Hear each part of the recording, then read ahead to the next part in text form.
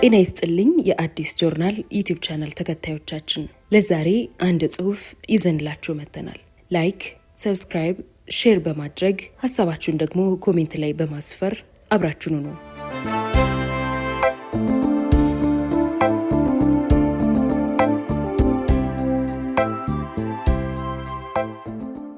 ታሪክ የማይረሳው የኮሞሮስ አደጋ፣ የአጋች ታጋቹ ትንቅንቅ፣ ክፍል 2።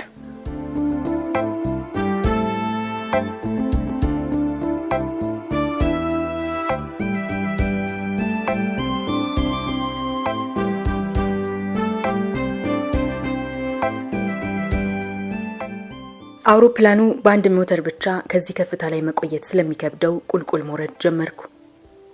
በተጨማሪም አጋጣሚውን በመጠቀም ማይክሮፎኑን በማንሳት ለተሳፋሪዎች መግለጫ ሰጠው። ክቡራትና ክቡራን፣ እኔ ካፒቴናችሁ ነኝ። በነዳጅ እጥረት ምክንያት አንደኛው ሞተራችን መስራት አቁሟል። እንዲሁም ሁለተኛው ሞተር በቅርቡ መስራቱን ያቆማል። የአደጋ ጊዜ አስተዳረፍ እያቀድኩ ነው። በአሁኑ ጊዜ ልነግራችሁ የምችለው ይህንን ብቻ ሲሆን በጠላፊዎች ላይ ማድረግ የምትችሉትን በሙሉ እንድታደርጉ አሳስባለሁ። ይህንን መግለጫ በምሰጥበት ጊዜ የኔ ሐሳብ ለበረራ ሰራተኞችና ለዮናስና ለተሳፋሪዎቹ የሁኔታውን አስከፊነት ለማሳወቅ በጠላፊዎቹ ላይ እንዲያምፁ ለማነሳሳት ነበር። ብዙም ሳይቆይ መሪያቸው በአብራሪ ክፍል ውስጥ በመግባት ማይክሮፎኑን ከእጄ ሲመነጭቀው ማይክሮፎኑ በአብራሪ ክፍሉ ወለል ላይ ወደቀ። ጠላፊውም በረዳት አብራሪ ወንበር ላይ ተቀምጦ የበረራ መቆጣጠሪያዎቹን ይዞ ለማብረር ይታገል ጀመር። እግዚአብሔርን እንዲረዳኝ ተማጸንኩት። አሁን በአውቶማቲክ በረራ መቆጣጠሪያ አማካኝነት ከነበርንበት ከፍታ 39000 ጫማ ወደ ታች መውረድ ጀመርን። ደጋፊ የኤሌክትሪክ ኃይል የሚሰጠውን ሞተር አስነሳሁት። ይህም የተበላሸውን ሞተር ተክቶ የሃይድሮሊክ ኃይልና የኤሌክትሪክ ኃይል ለመስጠት የሚደረግ መደበኛ አሰራር ነው። እሱ ከመቆጣጠሪያው ጋር ሲታገል ሳያስበው አውቶ አብራሪውን አጠፋብኝ። ከዚያም ለምንድን ነው ወደታች የምትወርደው በማለት አንባረቀብኝ። አውሮፕላኑን መልሼ ለመቆጣጠር እየታገልኩ ሞተሩ ሲጠፋ ወደታች መውረዳችን የማይቀር ነገር መሆኑን ነግሬው እንደነበር አስታወስኩት። የተለያዩ የበረራ መቆጣጠሪያዎችን እየነካካ አውሮፕላኑን ከቁጥጥር ውጪ ሊያደርግብኝ ሲታገል መልሼ ለማስተካከል ከሱ ጋር እየተፋለምኩ ነበር። በኔ የበረራ ታሪክ ውስጥ ይህ እጅግ አደገኛው ጊዜ ነበር። ከ39000 ጫማ ከፍታ በማሽቆልቆል ወደ 21000 ጫማ ስንጠጋ የግራ ሞተሩና ተጨማሪ የኤሌክትሪክ ኃይል የሚሰጠው ሞተር መስራታቸውን አቆሙ። በዚህ ጊዜ ደም ከሰውነቴ እየፈሰሰ እንዳለ የሚመስል ስሜት ተሰማኝ። ሁለቱንም ሞተሮች እንዳጣንና በአሁኑ ጊዜ እንደ ትልቅ ግዙፍ መርከብ እየተንሳፈፍን እንደሆነ ነገርኩት። ከ20000 ጫማ በታች ዝቅ እንዳትል ብሎ አስጠንቅቆኝ ከተቀመጠበት ተነሳ። አሁን ምንም አከራካሪ ነገር የለም፣ ሁላችንም መሞታችን ነው አልኩት። ወደ አውሮፕላኑ ዋና ክፍል ደርሶ ተመለሰ። እሱ በአውሮፕላኑ መቆጣጠሪያዎች ላይ ከነበረው ጣልቃ ገብነት ሲርቅልኝ አውሮፕላኑን ለመቆጣጠር ቀለለኝ። ሁሉም በሃይድሮሊክ ይሰሩ የነበሩ የመቆጣጠሪያ መሳሪያዎች በማይሰሩበት ጊዜ የአየር ተንባይን ብቻ ለበረራ ቁጥጥር የሚረዳ ሃይድሮሊክ እያቀረበ አውሮፕላኗ የምትንቀሳቀስበት የበረራ አቅም እንዳላት አውቅ ነበር። ጥቅምት 28 ቀን 1983 ዓ.ም ከኢትዮጵያ አየር መንገድ B767 ውስጥ አንዱ የምዝገባ ቁጥሩ ኢቲአይኤፍ የሆነው አውሮፕላን አስመራ አውሮፕላን ማረፊያ ላይ ቆሞ በነበረበት ሰዓት በኤርትራ ነጻነት ግንባር ተገንጣይ ቡድን ተምዘግዛጊ ሚሳኤል ተመቶ ከፍተኛ ጉዳት ደርሶበት ነበር። በሚያዝያ 27 ቀን 1983 ዓ.ም ረጅም ጊዜ የፈጀና አድካሚ የሆነ ጥገና በቦይንግና በኢትዮጵያ አየር መንገድ የጥገና ቡድን ከተከናወነ በኋላ የመረከቢያ ሙከራ በረራውን እንዲበር ተደርጎ ነበር። በዚያን ጊዜ እኔ ረዳት አብራሪ የነበርኩ ሲሆን ይህ የሙከራ በረራ በኢትዮጵያ አየር መንገድ ሲከናወን የመጀመሪያው ነበር። በወቅቱ የስልጠና ዳይሬክተር የነበሩት ካፒቴን ኢሳያስ ላቀውና የስልጠና ክፍሉ ኃላፊ የነበሩት ካፒቴን ኢያሱ ጉተማ በዋና አብራሪነት ተመድበው ነበር። እኔም ከነሱ ጋር አብሬ የረዳት አብራሪነቱን ስራ እንድሰራ ተመድቤ በቦይንግ የበረራ ሙከራ መመሪያ መሰረት አውሮፕላኑን በጥልቀት የመረመርን ሲሆን እያንዳንዱ በአውሮፕላኑ መከናወን ያለበትን ነገሮች ሁሉ በጥንቃቄ ፈተሽን።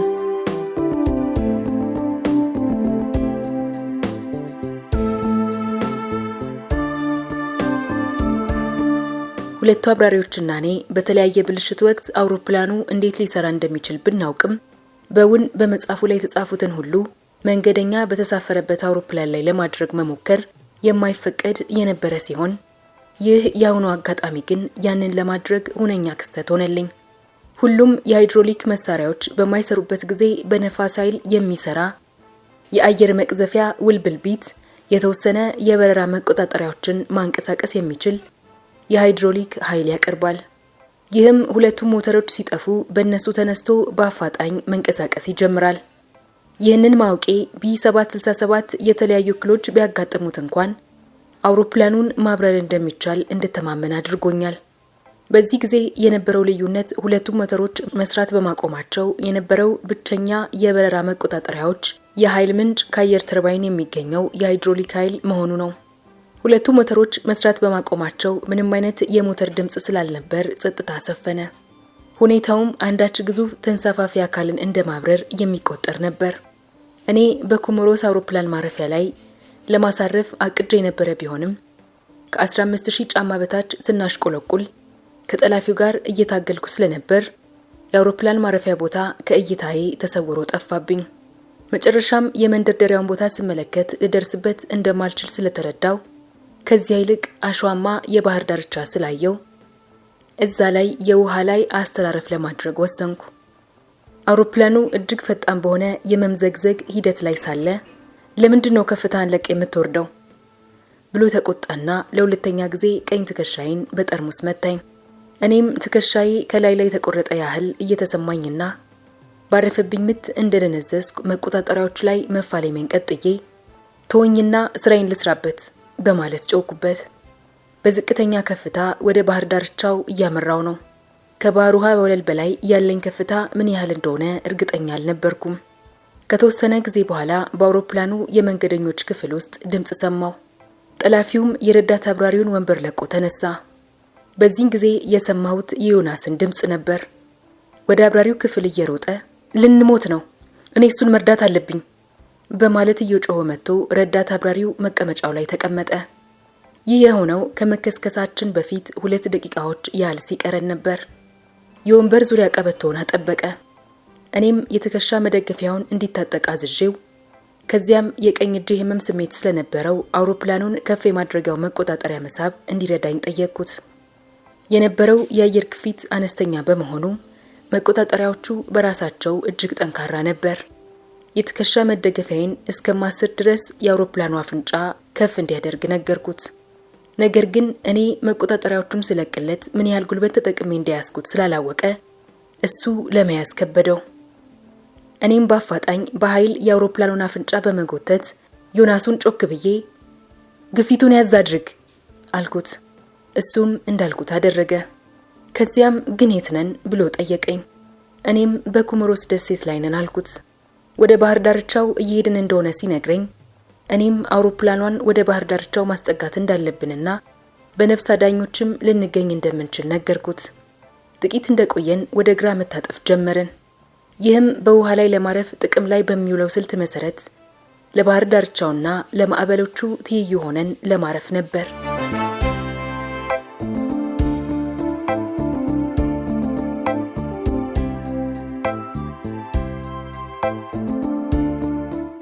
ማስታወሻ ቦይንግ እስካሁን ድረስ 2 ሞተሮች መስራት በሚያቆሙበት ጊዜ አውሮፕላን እንዴት ውሃ ላይ ማሳረፍ እንደሚቻል የሚያሳይ አሰራርና ስልጠና አላዘጋጀም።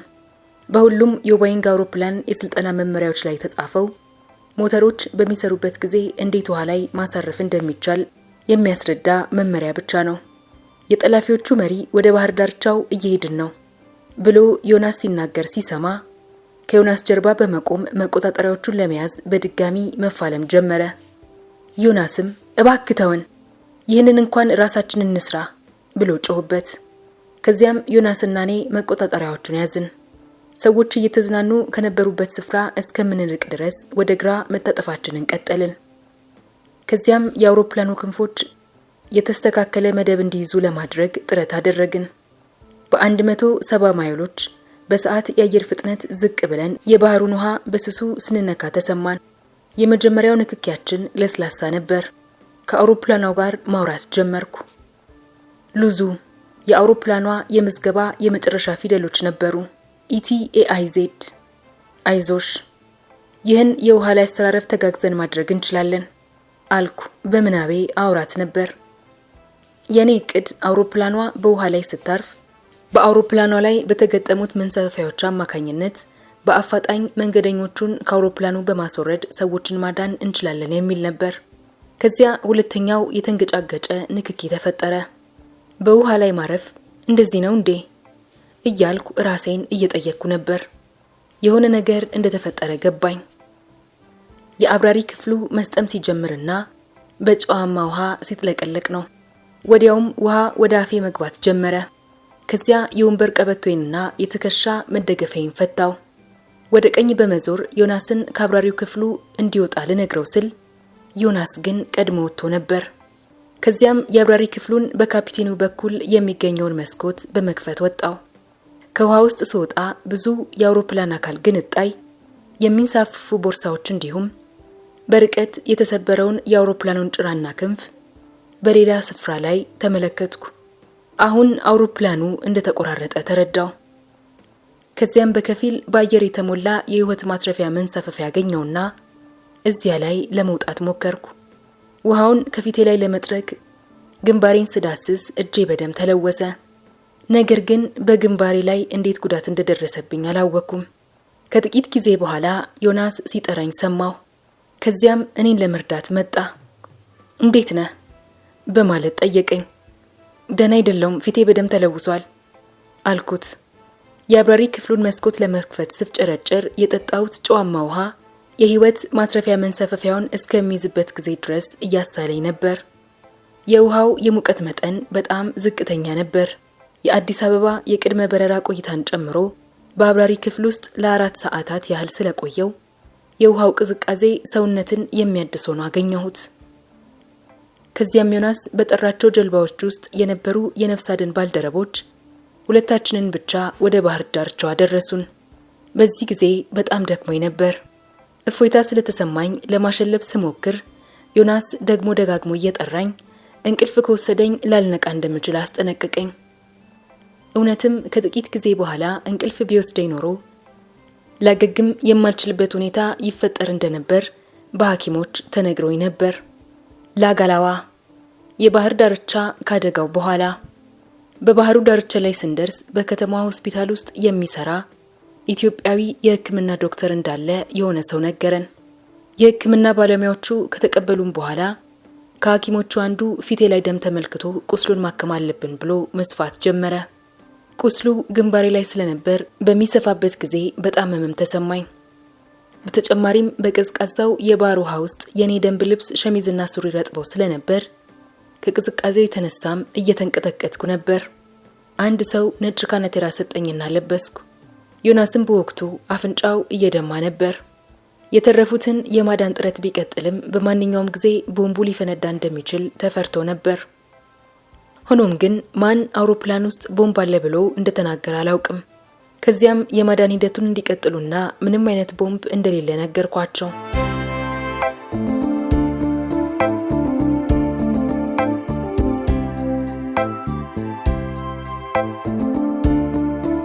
በዚህ መሃል የበርካታ ሰዎች ህይወት ሳያልፍ አልቀረም። በአውሮፕላን ውስጥ ምንም አይነት ቦምብ የለም ብዬ ለመደምደም የቻልኩበት ምክንያት ጠላፊው በእጁ የጨበጠው ቦምብ ቢሆን ኖሮ ያን ያህል ሰዓት ይዞት መቆየት አይችልም ነበር። ደግሞም በአደጋው ጊዜ ሊፈነዳ ይችል ነበር። በአፉ ወይንም በእጁ ላይ ሲጋራ ሳይኖረው የሲጋራ መለኮሻ ስለጠየቀ ነው። እሱ ምናልባት የፈለገው በአውሮፕላን ውስጥ የእሳት ቃጠሎ ለማስነሳት ነበር። በህይወት የተረፍነው በባህር ዳርቻዋ ሆቴል ላጋላዋ መዝናኛ ሆቴል ውስጥ ተሰብስበን ስለነበር ከዮናስ ጋር ሆኜ የአውሮፕላኑን ሰራተኞች ማፈላለግ ጀመርኩ። ከዚያም የበረራ አስተናጋጅ የነበረችው የሺሜቤት ገብረ መስቀልን ተመለከትኩ። የተቀሩት የት ናቸው ብዬ ጠየቅኳት። ህይወት ታደሰ እንዳለችና ስለተቀሩት ግን ምንም እንደማታውቅ ነገረችኝ። የጄት ዋና አብራሪ ከሆንኩበት ከመጀመሪያው ቀን አንስቶ ከኔ ጋር የሚበሩ ሰራተኞች እነማን እንደሆኑ አስቀድሜ ያልጠየቅኩበት የመጀመሪያው ክስተት ነበር። ዮናስ ከሁሉም ሰው ጋር ይግባባ ስለነበር የበረራ ሰራተኞችን ለመተዋወቅ ይሄዳል። የበረራ መስተንግዶ ዋና ኃላፊ የነበረችው የስራ ባልደረባዬ የካፒቴን ተስፋ አሸናፊ የትዳር አጋር የሆነችው ወይዘሮ ፀሐይ ዘውዴ ተሳፋሪዎችን የማሳፈር ሂደት መጠናቀቁን የተሳፋሪዎች ብዛት እንዲሁም የመግቢያ በሮችን እንድትዘጋ ልትጠይቀኝ ወደ አብራሪ ክፍሉ መታ እንደነበር ትዝ ይለኛል። ሌላኛዋ የበረራ ሰራተኛችን እንዲሁም አንደኛ ማዕረግ ተሳፋሪዎችን ታስተናግድ የነበረችው የቢስራ ክፍል የበረራ አስተናጋጅ ጽጌረዳ እስጢፋኖስ ስትሆን እሷንም እኔና ዮናስ በደንብ እንግባባት ነበር። ከዚያም ወደ ዋናው ሆስፒታል በአምቡላንስ የተጓዝን ሲሆን በዓለም ካርታ ላይ ለማግኘት አዳጋች በሆነ ስፍራ ላይ ብቸኛውን የኢትዮጵያ ሕክምና ዶክተር አገኛለሁ ብዬ ስላልጠበቅኩ ይህንን ኢትዮጵያዊ የሕክምና ዶክተር ሳገኝ ተገርሜ እንዲሁም ተደስቼ ነበር። እሱ ዶክተር ጌታሁን ይትባረክ ሲሆን የሕክምና ባለሙያ ሆኖ ከፈረንሳይ የመጣ ፈረንሳይኛ ተናጋሪ ነበር። ከዚያም በኢትዮጵያ ውስጥ በነበረበት ጊዜ የጀርባ አጥንት ችግር የነበረባቸውን በርካታ ሰዎች አክሞ ያዳነ ታዋቂ የአጥንት ስፔሻሊስት እንደሆነ ተረዳው። እሱን ሳገኝ ሀገር ቤት እንዳለው ያልተሰማኝ። ስንገናኝ በግንባሬ ላይ ያለውን ፕላስተር በመላጥ ስፌቱን ተመለከተ። ይህንንም ሲያደርግ ብዙ ደም ፈሰሰ። ከዚያም ራሱ መልሶ ቁስሉን አሸገ። በመልካምነት ሌሎች ዶክተሮችን አስተባብሮ ለአውሮፕላን አደጋ ተጎጂዎች ማረፊያ ስፍራን አፈላለገ። በዋናው ሆስፒታል ውስጥ ከአደጋ የተረፍነው ሰዎች ተገኝቶ መታከሚያ አልጋ ተሰጠን። ስለተቀሩት ሰራተኞች ዶክተር ጌታሁንን ስጠይቀው ህይወትን ወደ እኔ ክፍል ይዟት መጣ። እኔም በአቅራቢያዬ እንድትቆይ ጠየቅኩ። በሳምባዬ ውስጥ የተከማቸው የባህር ውሃ ውስጥ ባለው ጨው ምክንያት ያጋጠመኝን የመተንፈስ ችግር እየታገልኩ ስለተፈጠረው ክስተት አወራሁት። በርካታ ጉዳዮችንም እያነሳን ለመወያየት ቻልን። ከዚያም የሽመቤት ወደኛ ክፍል መጣች። ከቆይታ በኋላ ለደረቴ የራጅና ለጭንቅላቴ የሲቲ ስካን ምርመራ ለማድረግ ወደ ጽኑ ህሙማን እንክብካቤ ክፍል ተወሰድኩ። ራጁን የመረመረው ፈረንሳዊ ዶክተር በሳምባዎቼ ላይ ስጋት ስላደረበት በግሉኮዝ ውስጥ በአፋጣኝ በርካታ መድኃኒቶችን ሰጠኝ።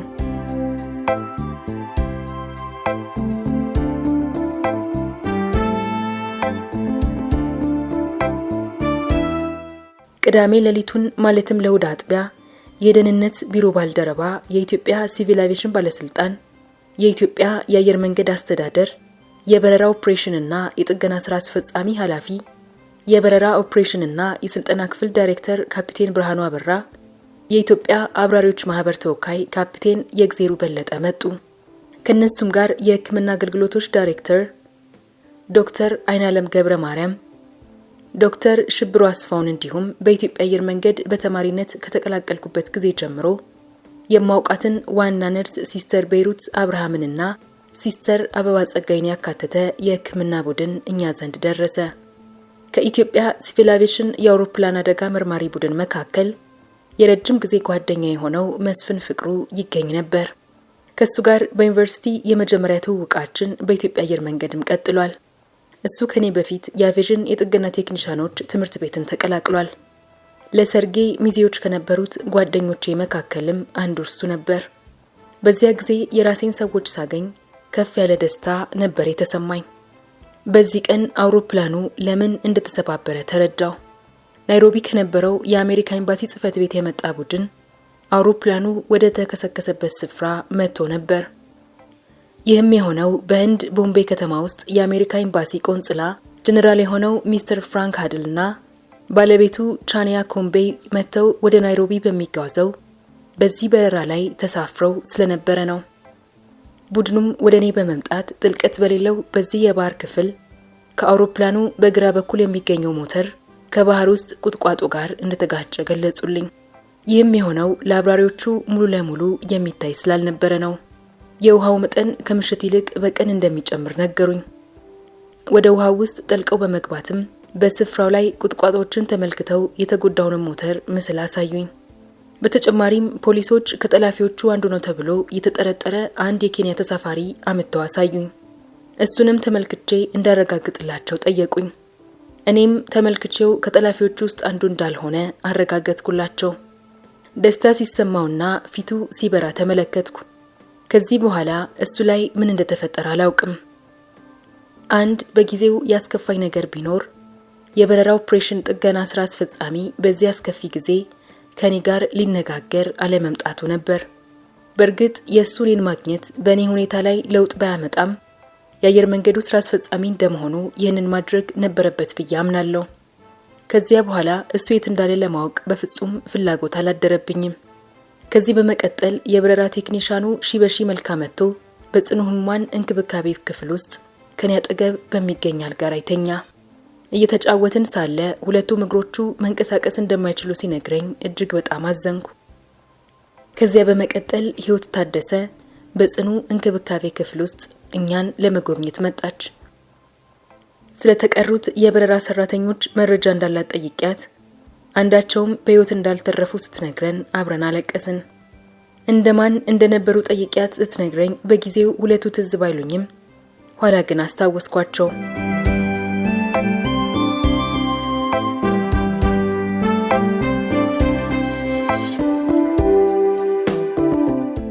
የናይሮቢ ቆይታዬ የተሻለ የህክምና አገልግሎት ለማግኘት እሁድ ምሽት ላይ የኢትዮጵያ አየር መንገድ እኛን ወደ ናይሮቢ ኬንያ ለመውሰድ ተሰናዳ።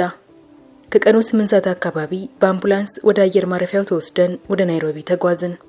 ከዚያም ከተማው ውስጥ የተሻለ ወደ ነበረው ወደ ናይሮቢ ሆስፒታል በመኪና ተወሰድን። በዚያ ህክምና የተሰጠን ሲሆን ለደረቴ ራጅ፣ ለጭንቅላቴ ደግሞ የሲቲ ስካን ምርመራ ተደረገልኝ። ከዚያም በቅዱስ ጊዮርጊስ ዋርድ 4 ታካሚዎች ባረፉበት ክፍል ውስጥ ተጨማሪ አልጋ ተዘጋጅቶልኝ እዚያ ቆየው። አልጋዎቹ በመጋረጃ የተከፋፈሉ ነበሩ። እኔም የተኛሁት በተጨናነቀ ሁኔታ ውስጥ በሁለት ሰዎች መካከል ላይ ነበር። አንደኛው ታካሚ ደግሞ በጣም ያንኮራፋ ነበር። ሌላኛው ደግሞ በተደጋጋሚ ነርሶችን የሚጣራ ሰው ነበር። በዚህ ምክንያት መተኛት ስላቃተኝ ሌላ ክፍል እንዲሰጡኝ፣ ሌላ ተጨማሪ ክፍል ካላገኙ ደግሞ መተላለፊያው ላይ እንዲያደርጉኝ ጠየቅኩ። ጥያቄ ለዋናው ነርስ ሪፖርት ሲደረግላት ዋና አብራሪ እንደሆንኩ ገልጻላቸው ሌላ ክፍል እንደተያዘልኝ ነገረቻቸው። በመጨረሻም ወደ ሌላ ክፍል ተዘዋወርኩ። እዚህ ክፍል ውስጥ ብቻዬን ስለነበርኩ ምቾት ተሰማኝ። ከነርሶቹ ጋር በጥሩ ወዳጅነት የቆየው ሲሆን ህክምናዬንም በሚገባ መልኩ መከታተል ጀመርኩ። የኢትዮጵያ አየር መንገድ ሐኪም በሆኑት በዶክተር ራዲያና በሆስፒታሉ ዋና ዶክተር መልካም የሆነ እንክብካቤ ተደረገልኝ። ሰኞ ጠዋት ላይ በሁለት ግለሰቦች የተጎበኘው ሲሆን አንዱን በጓደኛዬ በግርማ ቢፍቱ የመኪና ጋራዥ ውስጥ አይቼው አውቃለሁ። ይህ ጋራዥ በአዲስ አበባ ውስጥ ካሉ ምርጥ ጋራዦች ውስጥ አንዱ ሲሆን በአገልግሎት ጥራትም በተገልጋዮች አያያዝም በንጽህናውም ይታወቅ ነበር። ይህ ግለሰብ ምን እንደምፈልግ ጠየቀኝ። እኔም አውሮፕላኑ ከተከሰከሰበት ስፍራ ወደ ባህር ዳርቻው በመጓዝበት ወቅት የእጅ ሰዓቴን በነፍስ አድን ሂደቱ ላይ ለአንደኛው ባልደረባ ጠይቆኝ ስለሰጠሁት ርካሽ የሆነ ሰዓት ገዝቶ እንዲያመጣልኝ ጠየቅኩት። ከነርሱ ውስጥ አንዱ አቶ ሰመረ ወዲያው ሰዓቱን አውልቆ ሰጠኝ። ስለ ደግነቱ የተሰማኝን ከልብ የመነጨ ምስጋናዬን ገለጽኩለት። ይህ የተለመደ የኢትዮጵያዊነት ደግነት ተግባር ነው። ከዚያም የኢትዮጵያ ኤምባሲ ሰራተኞች አምባሳደር ተሾመ ቶጋን ጨምሮ መጥተው ጠየቁኝ። ምን እንደሚያስፈልገኝ ሲጠይቁኝ የጥርስ ቡርሽ፣ የጥርስ ሳሙናና ለአንድ ጊዜ የሚያገለግል የጺም መላጫ ጠየቅኳቸው። ከዚያም በኋላ አቶ ሚካኤል ኃይሉ ከባለቤቱ ጋር መጥቶ ተመሳሳይ ጥያቄ ጠየቀኝ። ሚካኤልና እኔ በአዲስ አበባ ቦሌ መንገድ በሚገኘው በፍላሚንጎ አፓርታማ ውስጥ ተጎራብተን እንኖር ነበር። ለሱም ተመሳሳይ ምላሽ ሰጥቼው ቁምጣ እንዲያመጣልኝ ነገርኩት። ከዚህ በኋላ ከኢትዮጵያ አየር መንገድ የናይሮቢ ጽህፈት ቤት ወይዘሮ መሰረት መጣ ከላይ የተጠቀሱትን ሁሉ እንድታመጣልኝ እርሷንም ጠየቅኳት። ከዚያም በመጀመሪያ የመጣው የኤምባሲው ሰራተኛ ነበር። እሱንም ተከትሎ አቶ ሚካኤል ኃይሉ የምፈልገውን ሁሉ ነገር በብዛት አመጣልኝ። ለሱ በጎ ምላሽ የላቀ ምስጋናዬን አቀረብኩ። ሰኞ ምሽት ላይ የባለቤቴ ያክስት ልጅ ቤተልሔም ጽጌ ከምትሰራበት የተባበሩት መንግስታት ዓለም አቀፍ ፍርድ ቤት ከሚገኝ ከአሩሻ ታንዛኒያ እኔን ለመጠየቅ መጣች። ረቡዕ ዕለት ባለቤቴ መስኪ ከረጅም ጊዜ ጓደኛዬና ሚዜ ከነበረው ካፒቴን ብርሃኑ ወልደ ስላሴ ጋር አብራ ናይሮቢ ገባች። እነሱን ሳያቸው በጣም ነበር ደስ ያለኝ። ካፒቴን ብርሃኑ በዚያው ቀን ወደ ዳካር ሴኔጋል ስለሚበር ወደ አዲስ አበባ መመለስ ነበረበት። ይህንን ሲነግረኝ ለምን ራስን እንደዚህ ታጨናንቃለህ አልኩት። አንተ በጥሩ ሁኔታ ላይ ሆነ ካየውና ባለቤትህ ካንተ ጋር ከሆነች በተረጋጋ መንፈስ ስራዬን መስራት እችላለሁ አለኝ። ይህ የጓደኝነት ዋጋ ነው ማለት ይቻላል።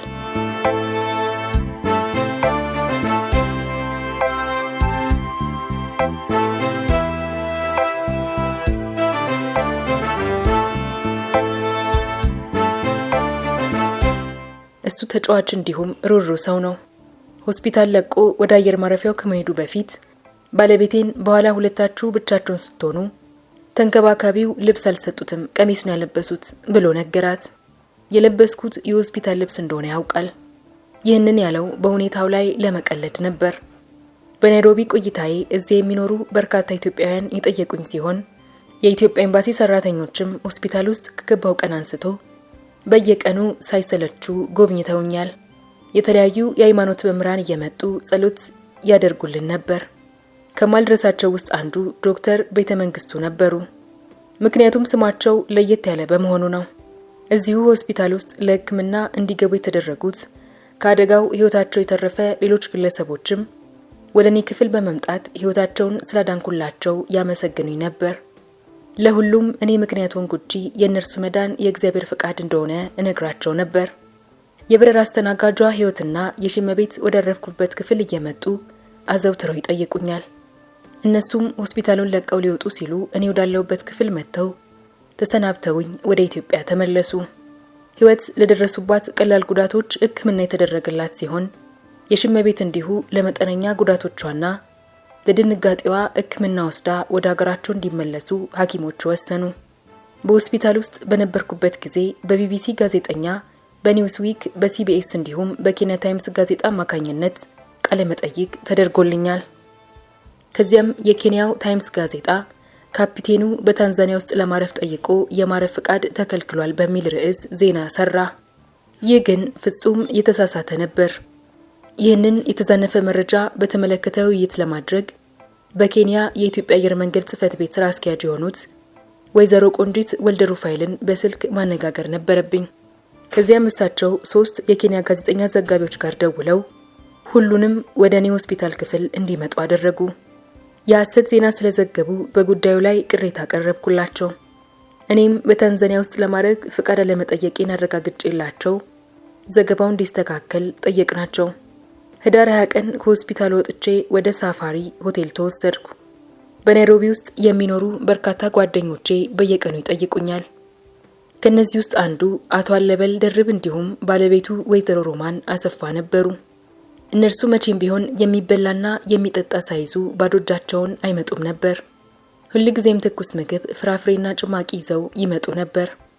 የወንድሜ ጓደኛ የነበሩትም አቶ ስዩም እንዲሁም ምግብና መጠጥ ያመጡልኝ ነበር። በተለይም የደነቀኝ ሚስተር ዴምባ ዲያራ ኢኮኖሚክ ኮሚሽን ፎር አፍሪካ ውስጥ የሚሰራ የወይዘሮ መሪ ኮከብ አያሌው ባለቤት የበረራ አስተናጋጅ የነበረች ለስራ ወደ ናይሮቢ ሲመጣ አንድ ትልቅ ሳህን ክትፎ ይዞልኝ የመጣው አይረሳኝም። በዛው ከተማ ይኖር የነበረው ካፒቴን ስለሺ ሞልቶታልም ቤቱ እየወሰደ ይጋብዘን ነበር። ወንድሜ ፈቃደ ስላሴ አባተ አርብ ዕለት እንዲሁም እህቴ መቅደስ አባተ ቅዳሜ ከአዲስ አበባ ወደ ናይሮቢ መጡ። ይህ በጣም አስደሳች የቤተሰብ ስብስብ ነበር።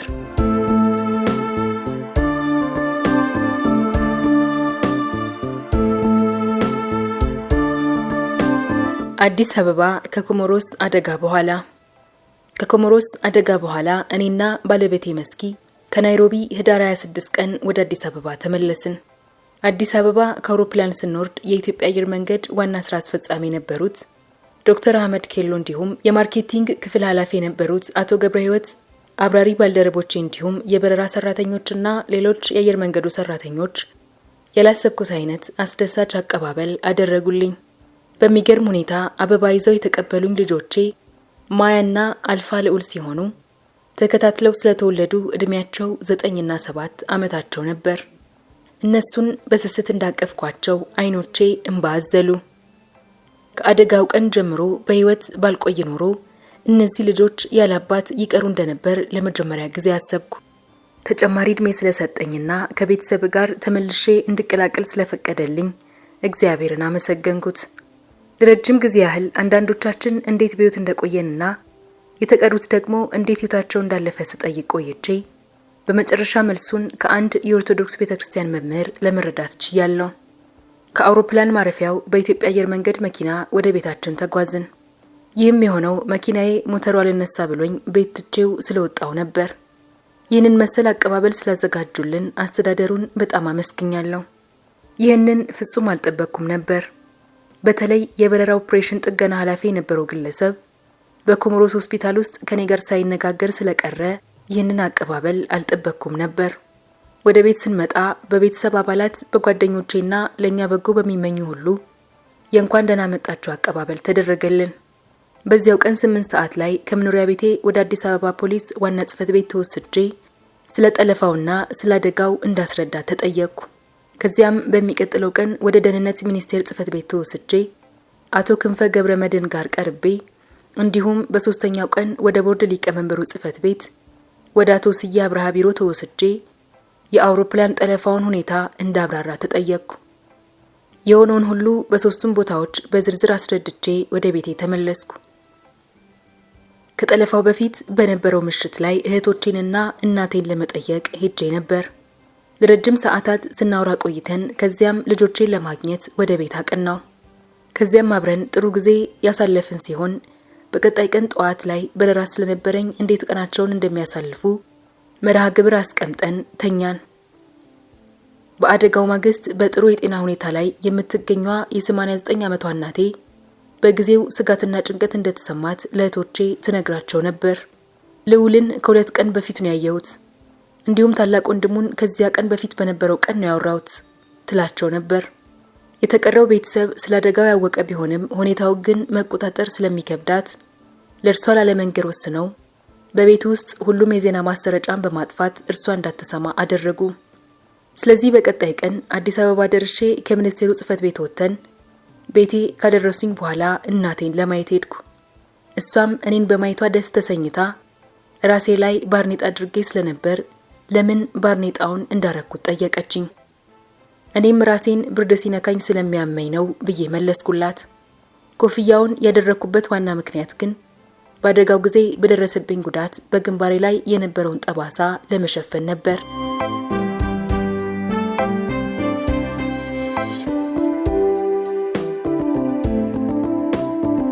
ከእርሷ ጋር ለ2 ሰዓታት ያህል ከቆየው በኋላ በዛን ቀን ጠዋት ከውጭ ሀገር እንደመጣው በመግለጽ ቤት ገብቼ ማረፍ እንዳለብኝ ነግሬያት ተለየዋት። እናቴ ስለ አደጋው አልሰማችም ነበር። ከዚህ ክስተት 3 ዓመታት በኋላ እናቴ ከዚህ ዓለም በሞት ተለየች። ከአደጋው በኋላ ለኔ አስከፊ የነበረው ቀን በደህንነት ጽሕፈት ቤት ተገኝቼ የጠላፊዎቹን አስክሬን መለየት ነበር። ምንም አማራጭ ስላልነበረኝ የተጠየቅኩትን አደረግኩ። ነገር ግን በዛን ቀንና በቀጣይ ቀናት እንቅልፍ ባይኔ አልዞረም። ጠላፊዎቹ በሚገባ የተለዩ ሲሆን የመጀመሪያው ዋና ጠላፊ ማቲያስ ሰለሞን ሲባል ከኔ ጀርባ የነበረውና ወንበሩን ያለቀቀው ሁለተኛው ጠላፊ ደግሞ አለማየሁ በቀለ ይባል ነበር። በአብራሪው በር በኩል ቆሞ የአውሮፕላኑን ዋና ክፍል ሲቆጣጠር የነበረው ሶስተኛው ጠላፊ ደግሞ ሱልጣን ኑር ይባላል። ከዚያ በኋላ እነዚሁ ጠላፊዎች በጠለፋው ጊዜ እንደነገሩኝ 11 ሳይሆኑ 3 ብቻ እንደነበሩ ለመረዳት ቻልኩ። ከ1984 እስከ 1989 ይህ ጠለፋ በኢትዮጵያ አየር መንገድ የሀገር ውስጥና የውጭ በረራዎች ላይ 17ኛ የጠለፋ ሙከራ ነበር። ከተወሰኑ አውሮፕላን አብራሪ ባልደረቦቼ ጋር ይህንን በተመለከተ ስንወያይ የተገነዘብኩት ጉዳይ አለኝ። እነዚሁ ሁለቱ የመጀመሪያና ሁለተኛው ጠላፊ ግለሰቦች ከዚህ በፊት ከድሬዳዋ ወደ አዲስ አበባ በመብረር ላይ ነበረ ቢ737 አውሮፕላን ጠልፈው ወደ ጅቡቲ የተጓዙት ድርጊት ተገለጸልኝ። ይኸውም ልክ በእኔ ላይ እንደተፈጸመው አይነት በተመሳሳይ መልኩ የእሳት አደጋ ማጥፊያና መጥረቢያ ከአብራሪው ክፍል ውስጥ በማውጣት አብራሪዎቹ መዳረሻቸውን እንዲቀይሩ እንዳስገደዱ ተረዳው። ከዚያም ለ2 ዓመታት ያህል በጅቡቲ ቆይተው ወደ አውስትራሊያ ለመብረር እንዲረዳቸው በሚል ሌላ አንድ ተጨማሪ ሰው አካተዋል። በጅቡቲ ውስጥ ስማቸውን ቀይረው መታወቂያ ካርድና ፓስፖርት አውጥተው ወደ ኢትዮጵያ ተመለሱ። ምን አይነት የትራንስፖርት ዘዴ እንደተጠቀሙ ግን አልታወቀም። ከውይይታችን እንደተረዳነው ከጠለፋው በኋላ በጅቡቲ ውስጥ ታስረው ስለነበር ሕይወት እንደጠበቁት አልሆነላቸውም። እናም ከተለቀቁ ወይንም ከእስር ቤት ካመለጡ በኋላ የፖለቲካ ከለላ እንዲሆናቸው እንዲሁም የተሻለ ኑሮ ወደማያገኙበት አውስትራሊያ መብረር የተሻለ እንደሆነ አመኑ። በእርግጥ እነኚህ ጠላፊዎች ፖለቲካዊ ምክንያት አልነበራቸውም። በኮሎኝ ወይንም ጀርመን ታህሳስ 9 ቀን በስታር ቲቪ በቀጥታ የስቱዲዮ ዝግጅት ላይ እንድቀርብ ግብዣ ስለቀረበልኝ ካደጋው በኋላ የተሳፋሪዎችን ሕይወት ለማዳን እግዚአብሔርን መማጸንን ጨምሮ በሙያዬ ማድረግ ኖሮብኝ ያላደረኩት ነገር እንደሌለ ስለተሰማኝ እንቅልፍ ለመተኛት አልተቸገርኩም ነበር። በእኔ ስራ ዘርፍ ላይ ባለኝ ተሞክሮ በተለይም ከድሬዳዋው የዲሲ 3 ክስተት ጋር በተያያዘ ለማንኛውም አይነት ሁኔታ ራሴን አዘጋጅቼ ነበር። በታህሳስ 5 ከአዲስ አበባ ተነስቼ ሄድኩ። በታህሳስ 12 በሪደርስ ዳይጀስት መጽሔት ላይ ቃለመጠይቅ ለማድረግ ከአርታዮቹ ውስጥ ከአንዱ ከጆን ዳይንሰን ጋር ለመገናኘት ወደ ለንደን በረርኩ። የበረራውን ጠለፋ በተመለከተ የምርመራ አምድ ጻፈ። ከዚያም ከጓደኛዬ ግርማ ተሊላና ቤተሰቡ ጋር ቆየው። ካደጋው በኋላ ከነርሱ ጋር መልሶ መገናኘታችን አስደሳች ነበር። በአጠቃላይ የጉዞ አስከፊው ክስተት ካስከተላቸው አለመረጋጋት እንደወጣና ሕይወታቸው ያለፈውን ጠላፊዎች አስክሬን ከለየው በኋላ የደረሰብኝን ጭንቀት ረስቼ እንዳገግም እፎይታ ሰጥቶኛል። ከጀርመን ወደ ኢትዮጵያ ከተመለስኩ በኋላ ከአደጋው የተረፍነውን እኔ ዮናስ የሽመቤትና ሕይወት የአእምሮ ህሙማን በሚታከሙበት ሆስፒታል ውስጥ በስነ ልቦና ባለሙያ እንድንታይ መርሃ ግብር ተያዘልን። የሆስፒታሉ ሜዲካል ዳይሬክተር የነበሩት ፕሮፌሰር መስፍን አራያ ለአእምሮ መረጋጋትና የማማከር አገልግሎት ተመድበውልን በተገቢው መልኩ እንክብካቤ አድርገውልን ነበር። ለ2 ወራት ያህል በሳምንት 2 ጊዜ የምክር አገልግሎት መውሰዳችንን ቀጠልን። በመልካም ሁኔታ ላይ እንደምንገኝ ሲረጋገጥ ደግሞ ለተጨማሪ ክትትል ወደ ኢትዮጵያ አየር መንገድ የሕክምና ክፍል ተመልሰን ተላክን። እኔ በወቅቱ ምንም አይነት የስነ ልቦና ችግር ስላላጋጠመኝ ይህ አገልግሎት በእኔ ላይ ምንም ልዩነት አላመጣም ነበር። የአደጋ ምርመራ ቡድኑ ቀዳሚውን ሪፖርት በማጠናቀቁ እኛም የበረራ ተግባራችንን እንድንቀጥል ተወሰነልን። እኔና ዮናስ የበረራ ስልጠና ዳይሬክተር የነበሩት ካፒቴን ብርሃኑ አበራ፣ የኢትዮጵያ አየር መንገድ የሕክምና ክፍል ውስጥ የሚሰሩት ዶክተር አይናለም ገብረ ማርያም እንዲሁም የስነ ልቦና ባለሙያው ፕሮፌሰር መስፍን አራያ በተገኙበት በሲሙሌተር ምስለ በረራ እንድናከናውን መርሃ ግብር ተያዘልን።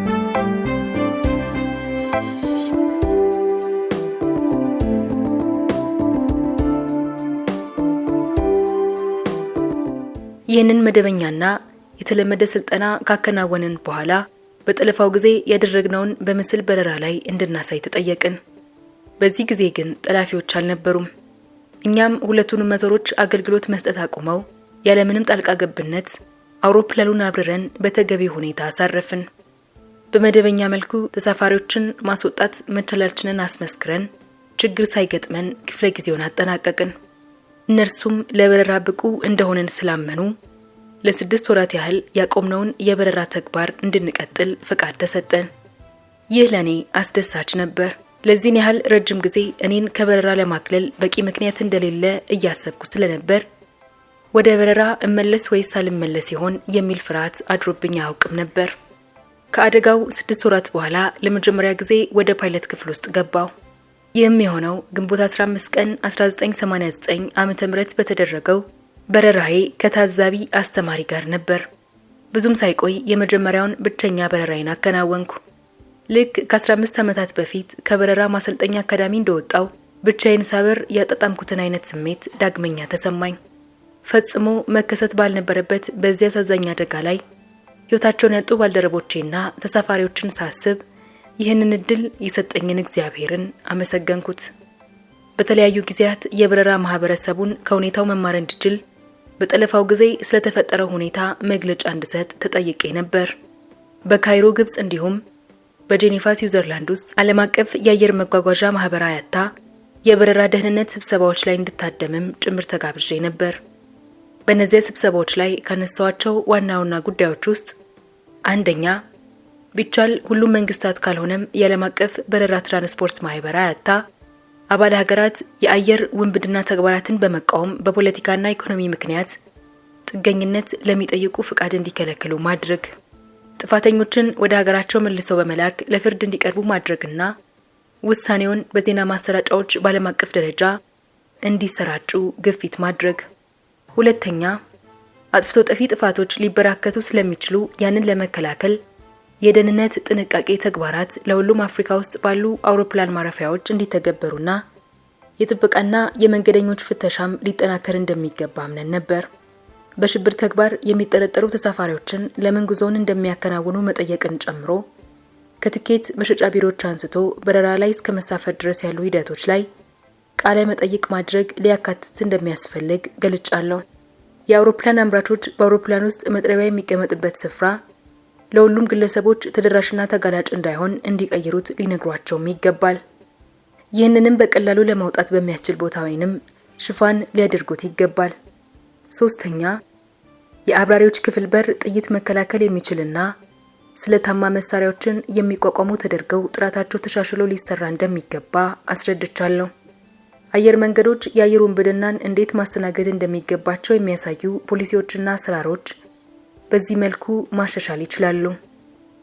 የበረራ ማህበረሰቡ በአሜሪካ የመስከረም 1 የአሸባሪዎች ጥቃት እስከተፈጸመበት ጊዜ ድረስ ይህንን ምክር በአንክሮ አልተመለከተውም ነበር። በእርግጥ ፖሊሲዎቹ የተለወጡና ምክሮቹም ተግባራዊ የሆኑ ሲሆን ነገር ግን መልእክቱን ማግኘታቸውን ወይንም አለማግኘታቸውን እርግጠኛ አይደለሁም። እነዚህ ምክር ሀሳቦች ከተፈጠሩ ክስተቶች የወሰድናቸው ከባድ ትምህርቶች ናቸው። ከኢቲ 961 አደጋ ጋር በተያያዘ የኢትዮጵያ መንግስት በኢትዮጵያ አየር መንገድ በረራዎች ላይ ጠለፋ እንዳይካሄድ ጸረ ጠላፊዎች እንዲመደቡ ወሰነ። ከዚህ በኋላ ህይወቴ ወደ መደበኛ ሁኔታ ተመለሰ። በሙያዬ በጣም ደስተኛ ነበርኩ። ከዚያም በተጓዳኝ እኔ ህይወቴ ቢያልፍ ኖሮ ቤተሰቦቼ ላይ ምን ሊፈጠር እንደሚችል አስብ ነበር። ከለታት አንድ ቀን ከጓደኛዬ ከካፒቴን ብርሃኑ ጋር ቡና ስንጠጣ ይህንን ተመሳሳይ ጥያቄ ጠይቄዋለሁ። የሱ ምላሽ በጣም አስገርሞኝ ነበር። እሱ እንዳለኝ አንተ በህይወት ያለኸው ያልተጠናቀቀ የምታከናውነው ስራ ስላለ ነው። እግዚአብሔር መቼና እንዴት ነገሮችን እንደሚያከናውን ያውቃል የሚል ነበር። የተለያዩ ሰዎች እኔን በተለያየ መንገድ የማየት ተሰጥኦ አላቸው። ይህም ሊቀበሉት የሚገባ አንድ እውነታ ነው። ከቤተሰቤ ጋር የምኖረው በተከራየነው ቦሌ መንገድ በሚገኘው በፍላሚንጎ አፓርታማ ውስጥ ነበር። ከዚያም የራሳችንን ቤት መስራት እንዳለብን እያሰብን እያለ በኢትዮጵያ አየር መንገድ የሰራተኞች ማህበር ቤት የመገንባት ሐሳብ ስለተጀመረ እኔም በዚያ ማህበር ተመዝግቤ ጊዜ ቢፈጅም የራሳችን ቤት ባለቤት ለመሆን በቅተናል። ይኸውም ፋኑኤል ሰፈር በሚባል የሚታወቀው ከመገናኛ ወደ አያት መኖሪያ መንደር ሲኬድ የሚገኝ የትራንስፖርትና መገናኛ ሚኒስቴር የሰራተኞች የመኖሪያ ሰፈር ነው። አቶ ፋኑኤል የቤት ስራ ማህበሩ ሊቀመንበር በመሆን አባላት የራሳችን ቤት እንዲኖረን ትልቅ አስተዋጽኦ ያደረገ ሰው ነው። ወደ አዲሱ ቤታችን ስንገባ ለኔና ለቤተሰቤ እግዚአብሔር ስላደረገልን ነገር ሁሉ ለማመስገን ቃላት ያጥረኛል። በሁለት ክፍል ያደረስናችሁ ታሪክ የማይረሳው የኮሞሮስ አደጋ የአጋጅ ታጋቹ ትንቅንቅ ተፈጽሟል።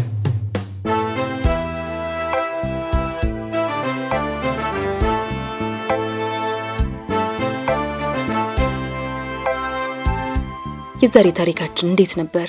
ከወደዳችሁት ላይክ አድርጉ። ሐሳባችሁን ኮሜንት ላይ አስቀምጡልን። ሰብስክራይብ ማድረጋችሁንም እንዳትረሱ።